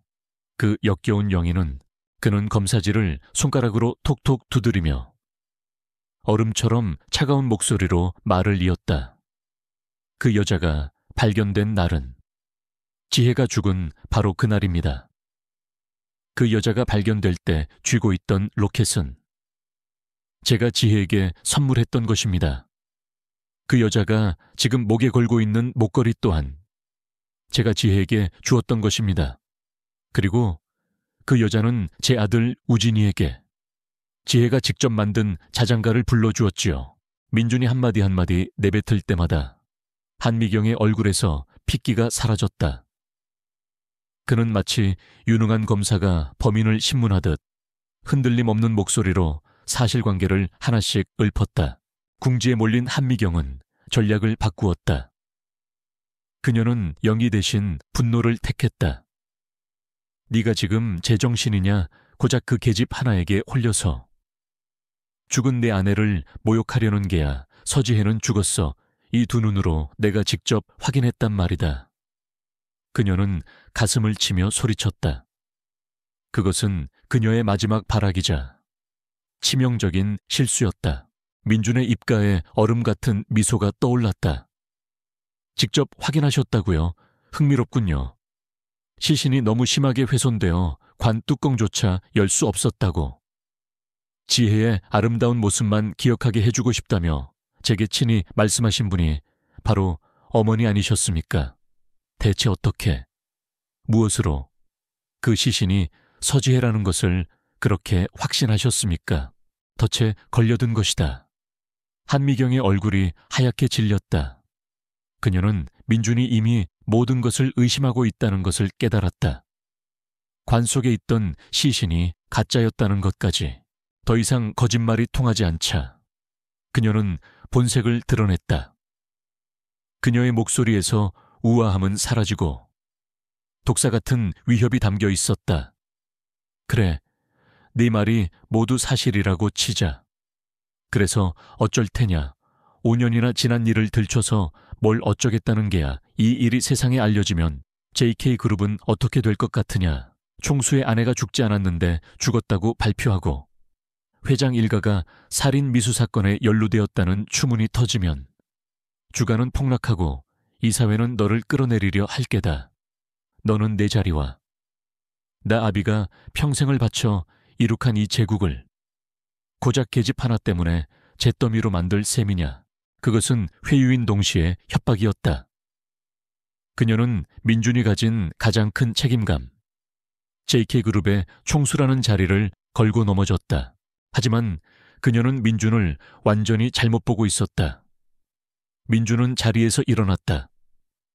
그의 거대한 그림자가 다도실 전체를 뒤덮었다. 그는 경멸과 혐오가 가득 담긴 눈으로 자신의 발 아래 앉아있는 여자를 내려다보았다. 회사 당신은 내가 내 아내의 목숨보다 고작 이 회사 따위를 더 중요하게 생각할 줄 알았나 보군. 그의 목소리는 지하실의 냉기처럼 낮고 서늘했다. 당신은 나를 너무 얕봤어. 당신은 내 어머니가 아니야. 그저 내 어머니의 자리를 차지하고 앉아있는 괴물일 뿐이지. 이건 더 이상 가족 문제가 아니야. 전쟁이다. 그는 선전포고를 했다. 나는 지금부터 JK그룹이 가진 모든 힘과 내 모든 재산을 이용해서 진실을 밝혀낼 것이다. 그리고 이 추악한 범죄에 연루된 모든 인간들을 내 손으로 파멸시킬 거야. 시작은 당신이 돈으로 입을 막았던 그 화물차 운전사가 될 게다. 그 말을 끝으로 민주는 미련 없이 돌아섰다. 그는 더 이상 한미경과 같은 공간에서 숨 쉬고 싶지 않았다. 쿵 하고 문이 닫히고 다도실에는 한미경 혼자 남았다. 그녀의 고상했던 가면은 온데간데 없었다. 얼굴은 분노와 그리고 생전 처음 느껴보는 공포로 일그러져 있었다. 감히 네가. 와장창 그녀는 찻상을 손으로 쓸어버렸다. 값비싼 닭이들이 바닥에 떨어져 산산조각이 났다. 마치 5년간 완벽했던 그녀의 거짓말이 부서지는 소리 같았다. 그녀는 민준이 단순한 허세를 부리는 것이 아님을 알았다. 그는 한다면 하는 남자였다. 한미경은 떨리는 손으로 휴대폰을 꺼내 누군가에게 전화를 걸었다. 그녀의 목소리는 이성을 잃고 날카롭게 찢어지고 있었다. 그 애가 알아챘어. 모든 걸 알아버렸다고. 당장 그 트럭 운전사를 찾아 강민준보다 먼저. 그리고 처리해. 이번에는 영원히 흔적도 남기지 마. 차가운 전쟁의 서막이 올랐다. 이제는 진실을 은폐하려는 자와 밝히려는 자 사이에 목숨을 건 추격전이 시작되고 있었다. 병원 내의 소란과 강민준 부재에 대한 혼란스러운 감정의 소용돌이 속에서 윤서연의 내면은 한계에 다다르고 있었다. 밤에는 잠을 이룰 수 없었고 낮에는 낯선 기억의 파편들이 환영처럼 그녀를 괴롭혔다. 그녀는 마치 거대한 폭풍의 눈 한가운데에 고립된 듯한 기분이었다. 무언가 거대한 것이 그녀의 삶을 덮치기 직전에 숨막히는 고요함. 그녀는 그것이 붕괴일지 혹은 구원일지 알 수 없었다. 그날 저녁도 그녀는 텅 빈 아파트에서 홀로 잠 못 이루고 있었다. 그때 현관 초인종이 울렸다. 문을 열자 그곳에는 강민준과 그의 품에 안겨 잠든 우진이가 서 있었다. 민준의 얼굴은 수심으로 가득했다. 늦은 시간에 미안하오. 우진이가 잠들기 전에 윤 선생을 보고 싶다고 계속 떼를 써서 재우고 오려 했는데 차에서 잠들어 버렸어. 그의 변명은 어설펐지만 서연은 그의 진짜 의도를 알 것 같았다. 그는 자신을 걱정하고 있었다. 그녀는 말없이 문을 열어 그들이 들어올 수 있도록 비켜주었다. 민주는 조심스럽게 우진이를 그녀의 소파 위에 눕혔다. 어색한 침묵이 흘렀다. 서연은 그에게 차를 내왔고 두 사람은 아무 말 없이 식탁에 마주 앉았다. 그때 잠에서 깬 우진이가 소파에서 내려와 아장아장 거실을 돌아다니기 시작했다. 아이의 시선은 선반 위에 놓인 낡고 작은 오르골에 닿았다. 그것은 그녀가 병원에서 퇴원할 때 그녀에게 윤서연이라는 이름을 지어준 사회복지사가 선물한 것이었다. 우진이는 작은 손으로 오르골의 태엽을 감았다. 그러자 아주 단순하고 맑은 멜로디가 울려 퍼지기 시작했다. 반짝반짝 작은 별. 세상 누구라도 아는 흔한 동요였다. 하지만 그 깡통 같은 오르골의 소리가 서연의 귓가에 닿는 순간 그녀의 세상이 무너져 내렸다. 그 소리는 그녀의 닫혀있던 기억의 숨은 슈이맨을 여는 마지막 열쇠였다. 오르골 소리는 5년 전 민준이 선물했던 로켓 오르골의 기억을 불러일으켰다. 그리고 그 기억은 거대한 급류가 되어 지난 5년간 그녀를 가두고 있던 망각의 댐을 폭파시켜버렸다. 고막을 찢는 듯한 타이어 마찰음, 빗줄기가 세차게 부딪히는 차창, 산산조각 나는 유리 파편들, 휘발유와 타는 냄새, 눈을 멀게 하는 헤드라이트의 섬광. 지혜야, 사랑해. 결혼식 날 그녀의 귓가에 속삭이던 민준의 목소리. 내가 아빠가 된다니 믿을 수가 없어. 임신 소식을 알렸을 때 아이처럼 기뻐하며 그녀를 끌어안던 그의 뜨거운 품. 아가, 우리 아가. 갓 태어난 우진이를 처음으로 품에 안았을 때의 벅찬 감동. 노란색 아기방에서 아이를 흔들며 그녀가 직접 만든 자장가를 불러주던 나른한 오후의 햇살. 그 무엇과도 바꿀 수 없는 한 아이의 어머니로서 느꼈던 충만한 사랑.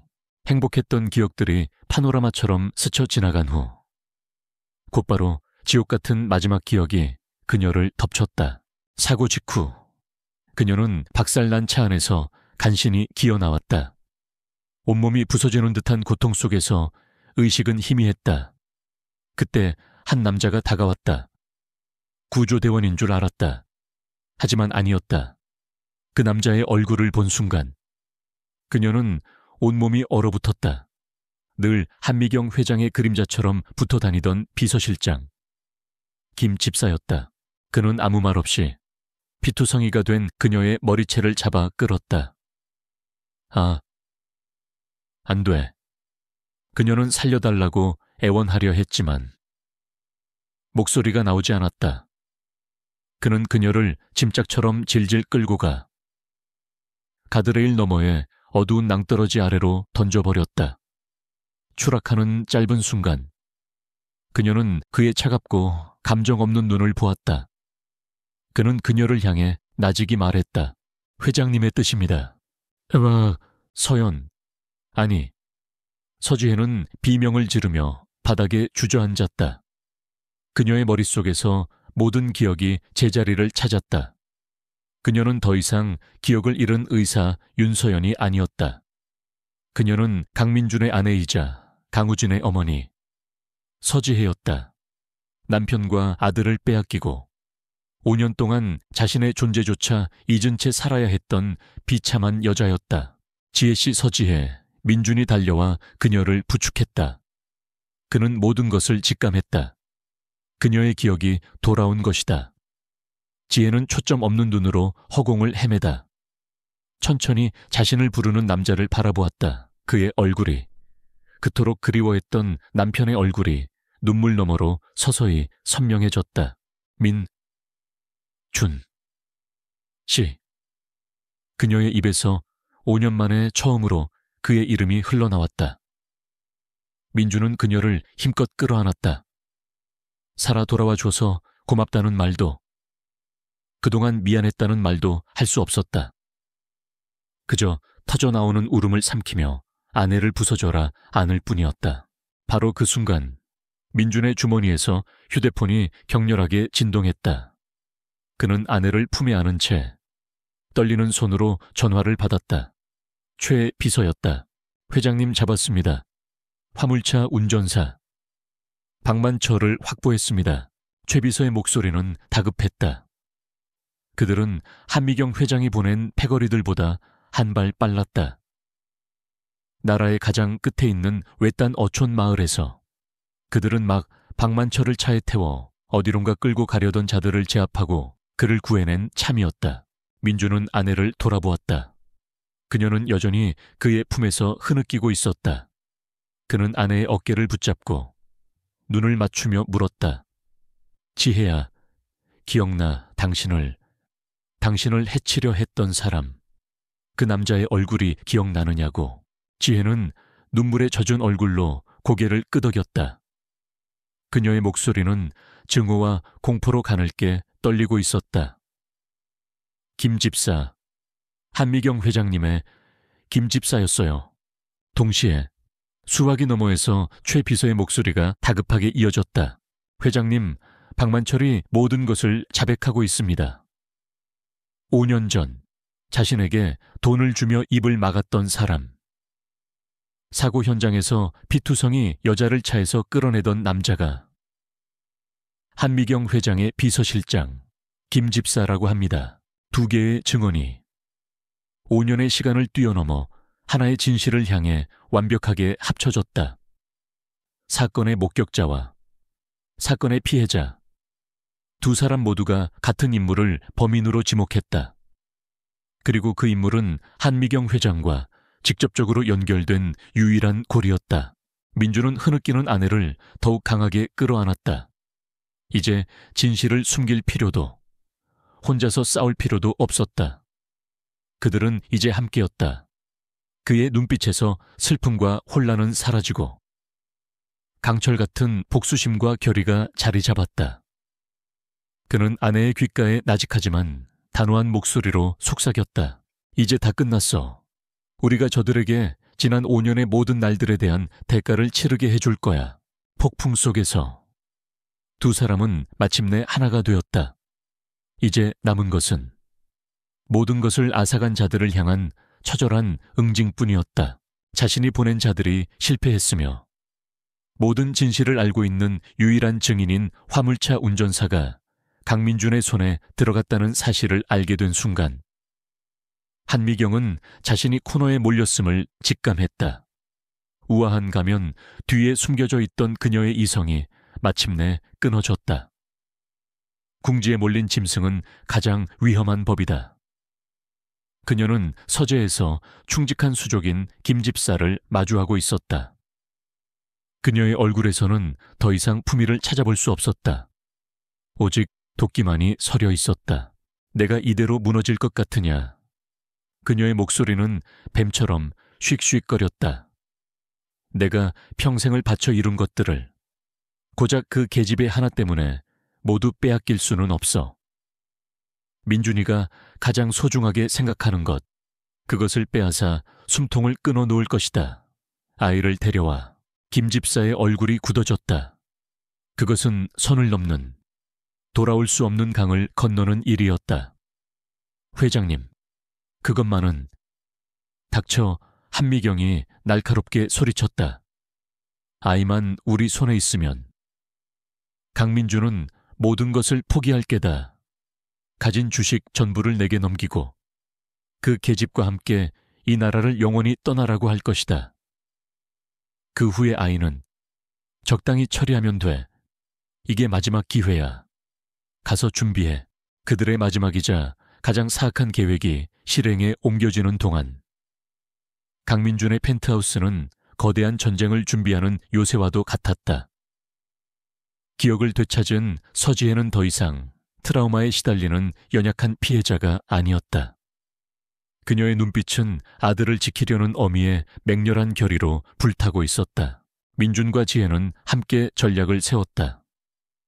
민준은 한미경이 순순히 물러나지 않을 것이며 반드시 자신들의 가장 약한 고리인 우진이를 노릴 것이라 예상했다.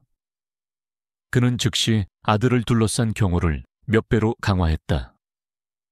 기존의 경호팀을 모두 물리고 오직 자신에게만 충성하는 전직 특수부대원 출신의 새로운 팀으로 교체했다. 동시에 그는 마지막 기업 전쟁을 준비했다. 그는 JK그룹 이사회에 긴급 이사 소집을 통보했다. 안건은 회장 일가를 둘러싼 악성 루머와 그룹의 안정성에 대한 공식 입장 발표였다. 결전의 날이 밝아오고 있었다. 한미경의 마지막 도박은 우진이가 다니는 유치원에서 이루어졌다. 수십 년간 강 회장 일가의 일을 돌봐온 김 집사는 집안의 내부 사정과 보안 시스템의 허점을 샅샅이 꿰고 있었다. 그는 돈으로 매수한 유치원 내부 교사를 통해 아이들의 하원 시간에 일부러 작은 소란을 일으켰다. 모든 경호 인력과 교사들의 시선이 그쪽에 쏠린 틈을 타 또 다른 매수된 직원이 우진을 데리고 뒷문으로 빠져나가려 했다. 모든 것이 계획대로 되는 듯했다. 하지만 그들은 민준이 교체한 새로운 경호팀의 능력을 과소평가했다. 팀장은 소란이 일어나자마자 즉시 상황이 조작된 것임을 간파하고 일부 인력을 우진에게 더욱 밀착시켰다. 결국 뒷문에서 아이를 차에 태우려던 범인들은 한치의 오차도 없는 경호팀의 움직임에 의해 그 자리에서 제압되었다. 우진이는 아무것도 모른 채 경호원의 품에 안겨 무사히 채 오를 수 있었다. 이 마지막 발악의 실패는 한미경의 관 뚜껑에 박히는 마지막 못이 되었다. 그리고 마침내 운명의 날이 밝았다. JK그룹 본사 최고층에 위치한 이사회 회의실. 거대한 테이블을 사이에 두고 민준을 지지하는 이사들과 한미경의 라인에 서 있던 이사들이 팽팽한 긴장감 속에 앉아 있었다. 한미경은 아직 모든 사실을 모른 채 민준을 불안정한 정신 상태로 몰아가 판을 뒤집을 수 있으리라는 마지막 희망을 품고 회의장에 들어섰다. 이 자리에 모두 모여주셔서 감사합니다. 민준이 회의의 시작을 알렸다. 최근 저와 제 가족을 둘러싼 불미스러운 소문들로 인해 그룹의 안정성에 우려를 표하는 분들이 많다는 것을 압니다. 오늘 이 자리에서 그 모든 의혹에 대해 명명백백히 밝히고자 합니다. 그의 말이 끝나자마자 한미경이 기다렸다는 듯이 치고 나왔다. 강민준 회장, 당신이야말로 이 모든 혼란의 원인 제공자가 아닙니까? 죽은 아내를 잊지 못하고 웬 정체불명의 여자를 끌어들여 망상에 빠져 있고 회장으로서의 직무는 내팽개친 채 사적인 감정으로 그룹 전체를 위기에 빠뜨리고 있습니다. 당장 회장직에서 물러나고 이 모든 사태에 대해 책임지시오. 민준은 그녀가 스스로 무덤을 파도록 내버려 두었다. 그녀의 열변이 끝나자 그는 차가운 미소와 함께 입을 열었다. 한미경 회장님, 한 가지는 맞는 말씀을 하셨군요. 제 아내의 명예는 더럽혀져서는 안 됩니다. 그렇기에 오늘 제 아내가 직접 이 자리에 나와 진실을 말할 것입니다. 무슨 미친 소리를. 한미경이 소리치는 순간 회의실에 육중한 문이 열렸다. 그리고 안으로 들어서는 한 여인의 모습에 회의실에 있던 모든 사람들이 숨을 멈췄다. 윤서연이 아니었다. 우아한 정장 차림에 슬픔과 분노와 결의가 뒤섞인 복잡한 표정을 한 여자.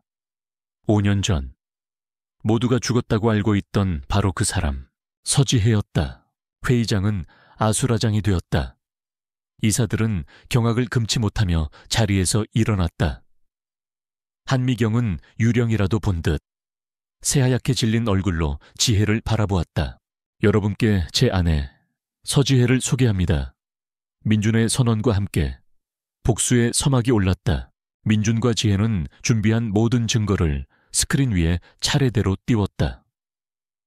유전자 검사 결과, 보고서, 돈에 매수되었다가 모든 것을 자백한 화물차 운전사의 영상 증언, 그리고 마지막으로 지혜가 직접 마이크 앞에 섰다. 그녀는 떨리는 목소리로 5년 전 그날 밤 한미경의 명령을 받은 김 집사가 어떻게 자신을 죽이려 했는지를 생생하게 증언했다. 거짓말 저 계집이 모두를 속이고 있는 게야. 저건 거짓말이야. 한미경이 미친 사람처럼 소리치며 발악했다. 바로 그때 회의실 문이 다시 한번 열렸다. 최 비서가 경찰들과 함께 안으로 들어왔다. 그의 손에는 태블릿 PC가 들려 있었다. 방금 전 회장님의 아드님인 강우진 군에 대한 납치 미수 사건이 있었습니다. 현장에서 체포된 유치원 내부 교사로부터 모든 자백을 받았습니다. 그녀는 김 집사의 직접적인 지시를 받았다고 진술했으며 현재 도주 중이던 김 집사 또한 체포되어 모든 범행을 자백하고 있습니다. 한미경 회장님의 지시였다는 사실까지도요. 그것이 결정타였다. 한미경의 얼굴에서 모든 표정이 사라졌다. 완전한 패배. 그녀를 따르던 이사들은 혐오와 공포의 시선으로 그녀에게서 등을 돌렸다. 경찰들이 그녀에게 다가가 차가운 수갑을 채웠다. 더 이상의 발악도, 변명도 없었다. 민준과 지혜는 나란히 서서 자신들의 삶을 송두리째 파괴했던 악마가 경찰의 손에 이끌려 나가는 모습을 조용히 지켜보았다. 길고 길었던 악몽이 끝나는 순간이었다. 두 사람은 말없이 서로의 손을 굳게 잡았다. 5년의 시간을 뛰어넘어 두 사람은 마침내 함께였다. 그리고 그들 앞에는 이제 새로운 시작이 기다리고 있었다. 한미경 회장의 추악한 범죄가 세상에 드러나자 대한민국은 발칵 뒤집혔다. 재벌가의 막장 드라마는 연일 언론의 헤드라인을 장식했다. JK그룹의 주가는 일시적으로 폭락했지만 강민주는 흔들리지 않았다. 그는 이사회에서 압도적인 지지를 받아 회장으로서의 입지를 굳혔고 한미경의 라인에 섰던 부패한 임원들을 가차없이 숙청하며 그룹의 대대적인 개혁에 착수했다. 피비린내 나는 폭풍이 지나간 자리에 그는 더 단단하고 건강한 제국을 건설하기 시작했다. 법의 심판은 신속하고 엄정했다. 한미경과 김 집사는 살인 미수, 납치교사, 기업 비리 등 10여 개가 넘는 혐의로 무기징역에 가까운 중형을 선고받았다. 그녀가 평생을 바쳐 쌓아 올린 부와 명예는 한 줌의 재가 되어 사라졌다. 그렇게 지독했던 악몽은 법적으로 그리고 사회적으로 완전히 종결되었다. 하지만 진짜 이야기는 이제부터 시작이었다. 외부의 전쟁은 끝났지만 한 가족의 내면에 남은 상처를 치유하고 잃어버린 5년의 시간을 되찾기 위한 조용하고도 긴 여정이 남아 있었다. 민준과 지혜, 그리고 우진은 평창동의 거대하고 차가운 저택을 떠났다. 그곳은 너무나 많은 아픈 기억들을 담고 있었다. 그들은 대신 바다가 보이는 강릉의 한적한 곳에 하얀 2층 집을 마련했다. 5년 전 지혜가 모든 것을 잃었던 바로 그 도시에서 역설적이게도 그들은 모든 것을 새로 시작하기로 결심했다. 기억을 되찾은 지혜는 서서히 서지혜로서의 삶에 적응해 나갔다. 하지만 그 과정은 결코 쉽지 않았다. 그녀는 5년 동안 훌쩍 커버린 아들의 앨범을 보며 밤새 눈물을 흘렸고 가끔씩 악몽을 꾸다 비명을 지르며 깨어나기도 했다. 잃어버린 시간에 대한 슬픔과 자신을 짓밟았던 이들에 대한 분노가 불쑥불쑥 그녀를 덮쳤다. 그럴 때마다 민준이 그녀의 곁을 지켰다. 그는 더 이상 과거에 차갑고 일에만 빠져있던 남자가 아니었다. 아내를 잃을 뻔했던 끔찍한 경험은 그를 완전히 바꾸어 놓았다. 그는 회사에 중요한 일이 아니면 해가 지기 전에 집으로 돌아왔고 아내와 함께 저녁을 만들고 잠든 아들의 얼굴을 함께 들여다보았다.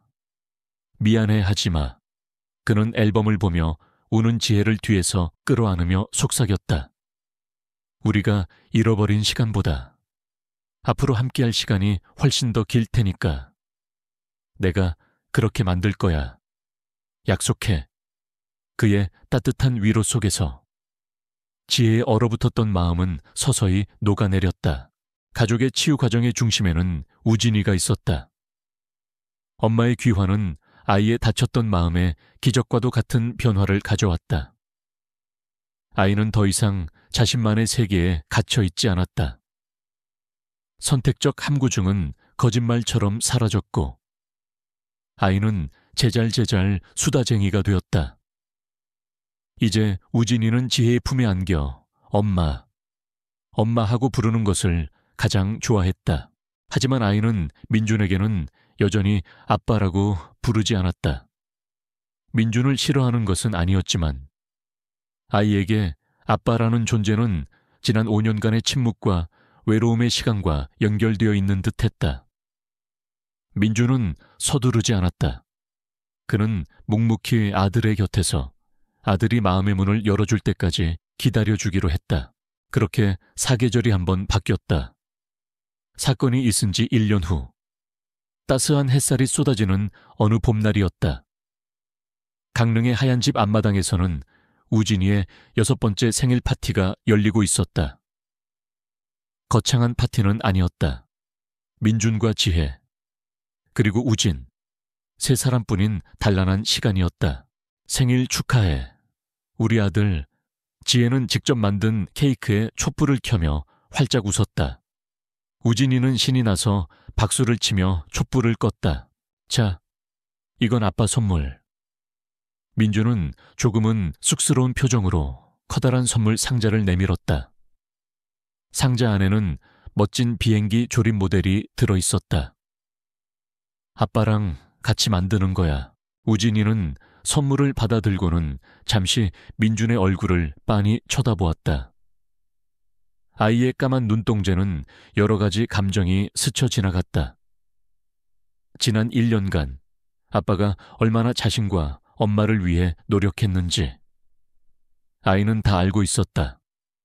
늘 차갑고 무섭게만 느껴졌던 아빠의 눈이 이제는 얼마나 따뜻하고 다정한지를 지혜는 숨을 죽이고 두 사람을 지켜보았다. 마침내 우진이의 얼굴에 환한 미소가 떠올랐다. 아이는 민준의 목을 와락 끌어안으며 크고 분명한 목소리로 외쳤다. 고마워요, 아빠.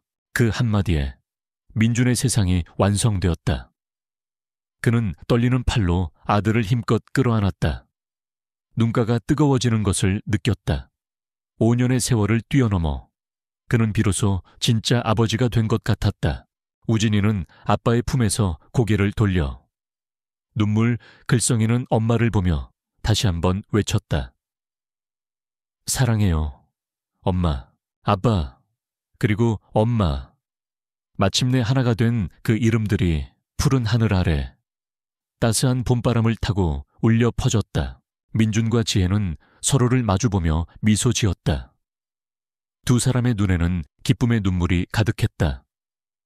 그들은 사랑하는 아들을 가운데에 두고 세상에서 가장 행복한 모습으로 서로를 끌어안았다. 지독하게 길었던 폭풍은 완전히 지나갔다. 그리고 그들의 앞에는 눈부시게 찬란한 아침이 밝아오고 있었다. 세 사람의 웃음소리가 바닷바람 소리와 어우러져 앞으로 펼쳐질 행복한 날들을 약속하는 듯 했다.